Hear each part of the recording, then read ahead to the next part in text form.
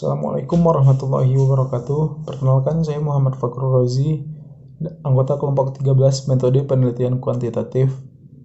Baiklah, di sini saya akan mencoba menjelaskan sedikit materi untuk mengawalinya, materi prinsip analisis data dalam penelitian kuantitatif. Yang pertama adalah pengertian analisis data itu sendiri. Analisis data berasal dari hasil pengumpulan data, sebab data yang telah terkumpul, bila tidak dianalisis, hanya akan menjadi barang yang tidak berguna, tidak berarti, dan menjadi data yang mati.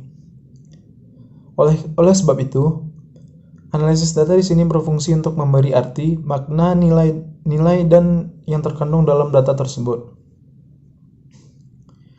Analisis data disebut juga pengolahan data dan penafsiran data. Analisis data adalah rangkaian kegiatan penelaahan, pengelompokan, sistemasi, penafsiran, dan verifikasi data agar sebuah fenomena memiliki nilai sosial, akademis, dan ilmiah. Kegiatan dalam analisis data adalah yang pertama mengelompokkan data berdasarkan variabel dan jenis responden, yang kedua mentabulasi data berdasarkan variabel dan seluruh responden, yang ketiga menyajikan data tiap variabel yang diteliti, yang keempat melakukan perhitungan untuk menjawab rumusan masalah dan melakukan perhitungan untuk menguji hipotesis. Langkah terakhir tidak dilakukan. Bagian yang kedua adalah tujuan analisis data kuantitatif. Analisis data ini dimaksudkan untuk memahami apa yang terdapat di balik semua data tersebut, mengelompokkannya, meringkasnya menjadi suatu yang kompak dan mudah dimengerti, serta menemukan pola umum yang timbul dari data tersebut. Dalam analisis data kuantitatif, apa yang dimaksud dengan mudah dimengerti dan pola umum itu terwakili dalam bentuk simbol-simbol statistik, yang dikenal dengan istilah notasi, variasi, dan koefisien. Yang ketiga adalah prinsip-prinsip analisis data.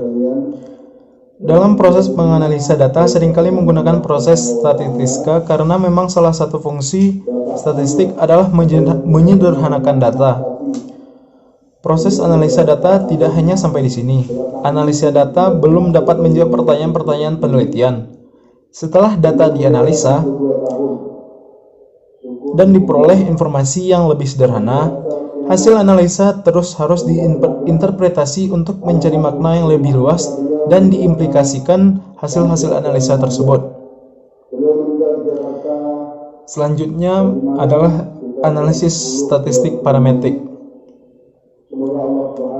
Statistik parametrik yaitu ilmu statistik yang mempertimbangkan jenis, sebaran, atau distribusi data, yaitu apakah data menyebar secara normal atau tidak. Dengan kata lain, data yang akan dianalisis menggunakan statistik parametrik harus memenuhi asumsi normalitas. Pada umumnya, jika data tidak menyebar normal, maka data seharusnya dikerjakan dengan metode statistik non-parametrik, atau setidaknya dilakukan transformasi terlebih dahulu agar data mengikuti sebaran normal, sehingga bisa dikerjakan dengan statistik parametrik. Selanjutnya adalah keunggulan dan kelemahan dari analisis statistik parametrik. Yang pertama, keunggulannya adalah syarat-syarat parameter dari suatu populasi yang menjadi sampel biasanya tidak diuji dan dianggap memenuhi syarat. Pengukuran terhadap data dilakukan dengan kuat, observasi bebas satu sama lain dan ditarik dari populasi yang berdistribusi normal serta memiliki varian yang homogen atau tidak banyak macamnya. Selanjutnya, kelemahan dari analisis statistik parametrik. Populasi harus memiliki varian yang sama. Variabel-variabel yang diteliti harus dapat diukur setidaknya dalam skala interval. Dalam analisis varian ditambahkan persyaratan rata-rata dan dari populasi harus normal dan bervarian sama, dan harus merupakan kombinasi linear dari efek-efek yang ditimbulkan. Kasihkan hasil-hasil analisa tersebut. Selanjutnya adalah analisis statistik parametrik.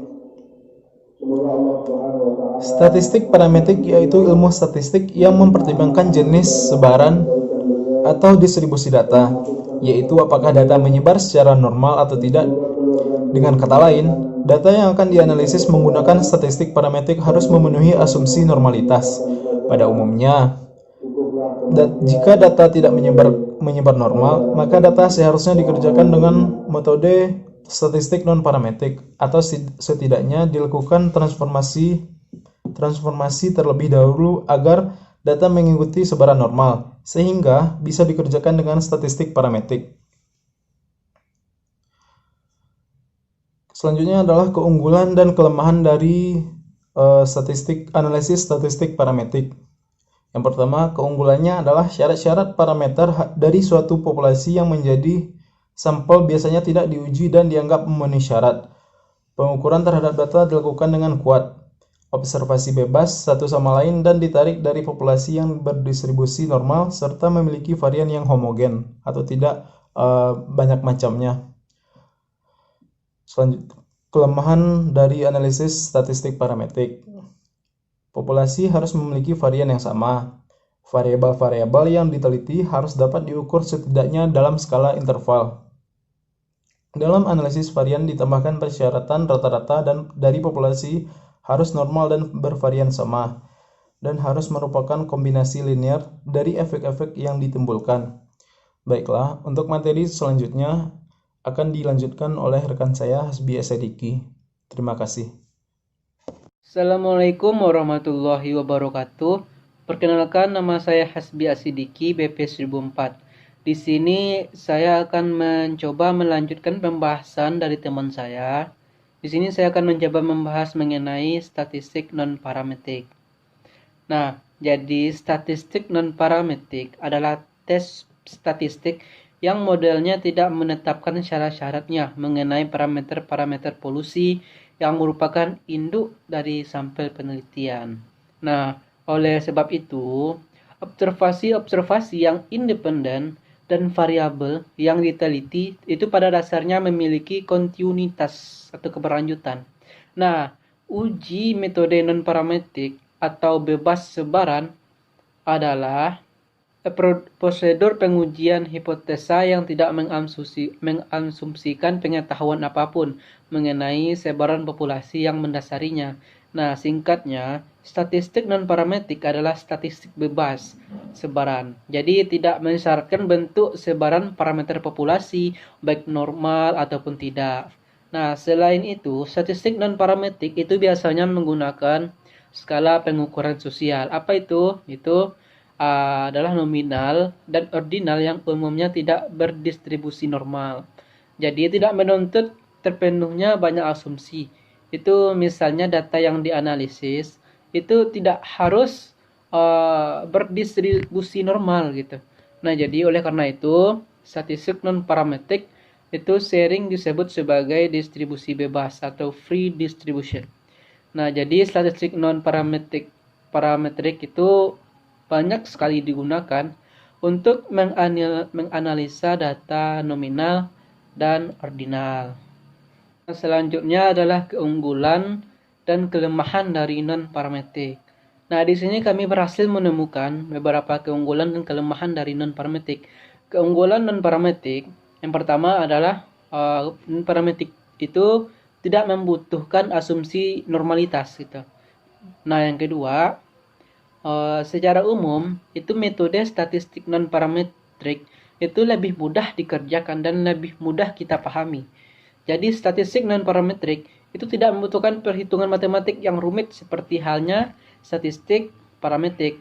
Nah, jadi yang ketiga adalah statistik non parametrik ini itu dapat menggunakan data numerik atau nominal dengan jenjang ordinal.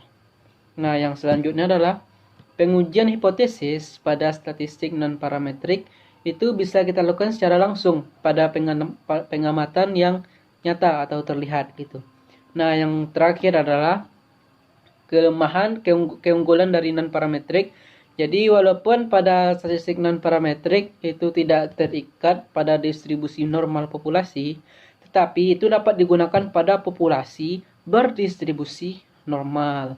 Jadi itulah keunggulan dari non-parametrik. Kemudian kelemahan dari non-parametrik. Yang pertama, Statistik non-parametrik itu terkadang mengabaikan beberapa informasi tertentu.